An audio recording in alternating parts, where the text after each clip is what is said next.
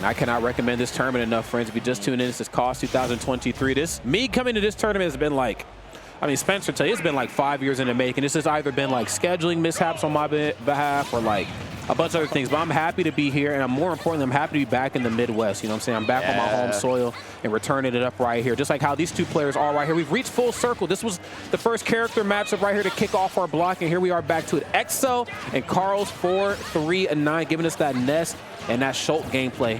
Oh, come here. Yeah, you touch my shield, you're going to use some trouble. Yeah, who'd have thought we'd end up with 2 Ness versus Shulk matches on stream in one block? Like, the odds that are ridiculous. Carl's doing a great job going in right there. Switches into Smash just as getting hit. Yeah, we're going to drop that for a second. Not quite ready to capitalize off it too much. I think it was just grabbing a Monada to get into to cancel some knockback. You know what? Going just dead even. I almost wonder, too. I mean, and I could just be theory crafting too hard right now, but I almost wonder if he switched to Smash because he knew that that combo would have kept him in it had the knockback not been as high. So he's like, he switched just so like he can get far enough away, not for the fall of it. If so, that's some of the biggest brain, Professor X, Professor Plutonium, Tony Stark, just type of thinking ever. But if not, hell, we still take it anyway. Carls493 right here, pretty sizable, very comfortable lead, and more importantly, really setting the pace of this match, which I think is what all the Shulks really, thrive at this level of play, is keeping your opponent at bay and not allowing them to out-button you. Yeah, I like this. Keep it as much range as possible. I mean, EXO is always going to be looking to get into your threat range and just eat you alive, carry you across the stage. I mean, we see that. He's got he's got great burst options and burst options that combo into each other. So once he's like inside, once he's inside your hitbox, especially if we got a PK rocket coming through, he just starts to destroy you. And there we go with that fair, ready already for the shield Monada on the second fair as well. A double PK fire. No, don't spam more PK fires. Go for the nairs. That's going to keep the combo going and actually get some more damage overall, but still not a bad start. That's right. He knew that he had a DI out of that. I believe it's just regular DI, not Smash DI that gets you out of PK fire. And it looks like, Carls493. I think you can get both. Is it both? As well. Okay. Well, yeah, because it is multi-hit. That's true. So that's true. Off of each hit that you take, you can get a little bit of SDI input. Nice. And Carls493 certainly well aware of that, but okay, yeah, I'm chilling, bro. No, don't get that yo-yo out of here. Get it out of here. Good attack up off the ledge, but not great enough, though. I love that there. EXO, My favorite thing about the character. With Ness? Yeah, the B reverse to magnet into like down air or back air. It's just so satisfying. Yeah, it is some sexy movement, that's for sure. That's just a sign. That's the flash and the fire right there for Ness. And of course, it being applied thoroughly, but wait a minute, swinging big for the fence, standing F tilt at the ledge. That's something a lot of the longer characters have, as an advantage. They can kind of stay, where most characters kind of have to stay like off the green and more so on the silver to go for like turnaround F tilts. Some of the longer characters like Bylif, like I guess Min, I guess, same with Shulk. They can say, like, just go turn around, boom, F tilt, nowhere even close to the silver part, and I can still catch you. Yeah. Same with Pyra, too. Yeah, it's just so safe to be attacking from those ranges. I mean, these are the ones that really excel in ledge guarding, too. And that's something that Carls is going to have to make sure to utilize really well, because Ness can be a little limited coming back to stage. He's got the momentum reversals, which are pretty nice, but, I mean, it can only do so much. Yeah, it can only do so much, and oh my God, okay, doesn't go for the second PK fire right there. Actually just goes for the first one and then waits to see what he's gonna do. That's such a smart thing to do. Uh-oh, Smash is here. Uh-oh, but you might be in some trouble. Yeah, you might wanna get back on solid ground, bro. Now you know better. Oh, that was a greedy jump choice. Closing the distance way too fast. EXO already ready for that one. Yep, sending it out of the park as well, fittingly with the baseball bat, but a really close one overall. I like what I'm seeing so far from our funny enough second Ness Shulk game of the day. I am too. I think I'm seeing something a little bit different too. I'm seeing, the Shulk kind of be the more of the aggressor as the match kicks off. Again, kind of taking that, let me just impose my will and let you know I'm not afraid. Once I let you know I'm not afraid, then I'm going to allow the match to kind of, write itself out, for me. But what you can't do is kind of go into this match with cold feet, because Ness, again, is just going to smother you, and it's just going to be a really bad time. If not with the heads-up game, even with like the short hop nair cross-ups, back air cross-ups, Shulk can't really deal with that. Quickest move out of shield has to be up B. And for a character like Shulk, or any character whose quickest option is up B out of shield, there's a good chance, you know what I'm saying, you have a slower base toolkit, and your best bet, you know, is just to elect to keeping your opponent out as opposed to going for the heads up game. Good Lord, catches the air dodge in more times than not. Such a good option on the Earthbound characters, but that time it kind of came to his own detriment. Caught him in shield. Yep. The not quite 0 to death. Amazing start for Carls, who has something to prove after going down game 1. Going in with these nairs, starting so much off of nairs consistently, looking for a second upper. A little bit greedy, but it's going to be fine because it comes back down with Buster and lands even more. Buster looking good right now, going to bust up that shield, so won't be able to go for a lot of options out of shield because now I have the ability to go for a trade or if not swing first and not feel like I have to pay a big price for it if I miss. But I like that. Air dodging back away to just buy a lot of space away from EXO. It's a silly counter. It doesn't hit sometimes, but it is really strong when it does. Smash Minato right now does a great job. Fading back, just barely going to be taken down. EXO as Carls has taken a commanding spot in the game. That's right. Carls right now not playing fair, it feels like. It just feels like he just has all the right options, and I know the down B allows Shulk to see the future, but it feels like Carls can actually physically see the future in real life here. This is looking good. These, oh my goodness, and then just stops the party. Oh my goodness, mid swing, goes for down smash, very smart, just in case he lands text in place and goes for a roll, he'll be able to catch both sides, but you should be up out of here.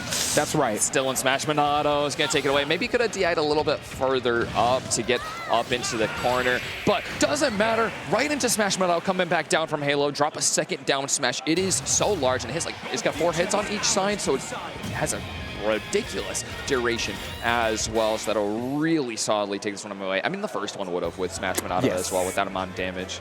I like that Carls is moving into the Smash really early, like sub 100 on EXO, and it's just so threatening, especially if you're going to run away with a game like that, speed running it. Yeah, you know, that's why it's so important for him to kind of, you know, again, kick off the match and maybe not so much be aggressive, but just say, hey, look, you probably expect me to, like, you know, run away, start going for like nairs around me to try to catch your approaches. I'm going to approach you first, and I'm going to get it in the back of your head that you're not going to be able to just run up and swing on me for free. If he gets the lead, then switching into Smash actually isn't as detrimental as it was in some of those previous interactions. You switch to Smash, and we both have even percent. I've essentially handicapped myself, and I put myself, you know what I'm saying, in like a really bad spot. Because now when I go for a trade, I'm in trouble. But now, he gets the lead. If Smash misses, or for some reason, you know, with the lead, he cannot KO with Smash, he still has Buster to help put on more percent and to also stop Ness from run-up shielding. That right there is going to eat Ness's shield up.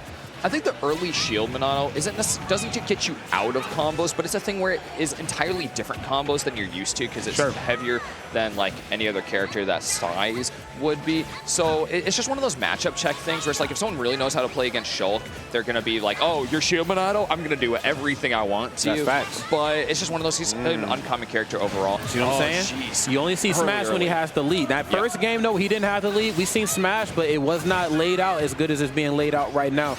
Carls understands, I got the lead, I'm chilling, bro. Okay, I'm back to shield.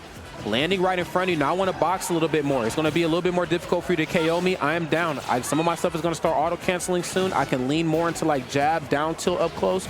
I'm doing okay. EXO right now, letting go for Nair. Fall away Nair, Nair out of shield, and up smash out of shield as well, too. Shulk is that slow. Up smash out of shield will catch him.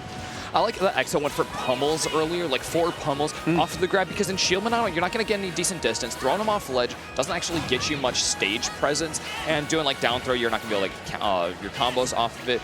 And I would love to see something more ambitious there, like go for a down air. You know that there's really limited options that Carls can actually take in the situation. Shield Minato just clutching up once again, saves Carls' life. Yes, it does, but for how much longer? Slowly but surely, EXO starting to chisel his way back in.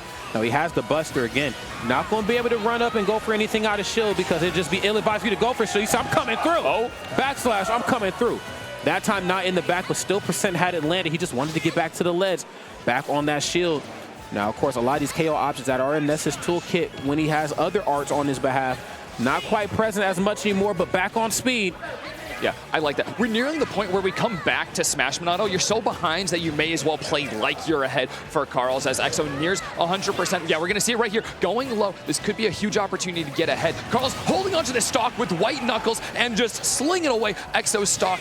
That is so much extra credit, full extra one, 165% still being held onto, and back into shield mode yet again. Buster for the extra damage. Carls is having a field day. That's right. He knows the threat of his arts more than anything else, and that, I think, is what makes Shulk so dangerous in this this matchup is that he knows, okay, I can't just run up on this guy, but also he is switching his arts according to how he wants to, not because he's in the deficit, but because he knows how to extend this lead. Once he gets the lead, he's in smash art. Now I have to switch up my style of thinking.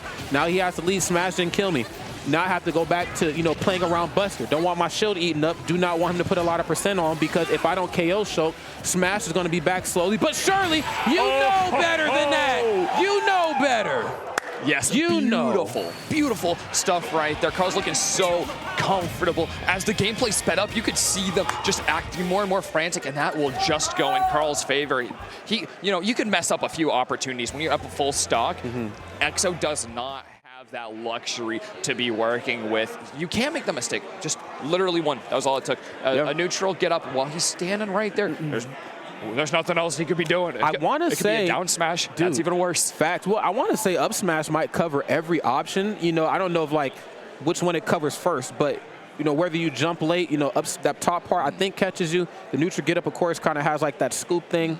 Not gonna that's the one thing, or just staying on ledge, of course. Yeah, or just staying on ledge. I mean, you could try to roll through. I want to even say it might even gets through. Does roll get through up smash? I think if he scoots a little in towards the center, I think the scoop might hit either, or at least activate the hitbox to stop him from getting punished. But he was all the way up on the ledge, so there wasn't anything else doing there. But it does cover a lot of options either way. I mean, the roll. What are you gonna do to him off the roll? I like fair dash attack. It's like, tough, man. It was fine. There was like it was a good option. Don't get me wrong. Yes. Like I just don't think it covers that one option, and I don't think it's a bad option to have uncovered. That's right. It covers two of the four-ish options if you count hanging at the ledge as an option. But yeah, I do. It's a good option. Okay, so people just need to use it more. That's right. So it covers about 2.5 of the options, and I think we also seen a lot of like misplaced air dodges in. I think for characters like Ness and like Snake, Lucas, characters that have really good air dodges that can get them back to the ledge. Sometimes they, for lack of better terms, might autopilot a little bit and just think, well, traditionally most characters can't punish this. Most characters don't even want to be in a position to try to get out and punish this, because I get to do this at a distance so far away from the ledge, I am safe. But if you do it high, that's completely different bag of worms right there, excuse me. And I think, Carls493 certainly well aware that he knew, okay, I've, kind of just jumped with him. The threat of the forwarder has forced him to make the mistake. Now I forwarder.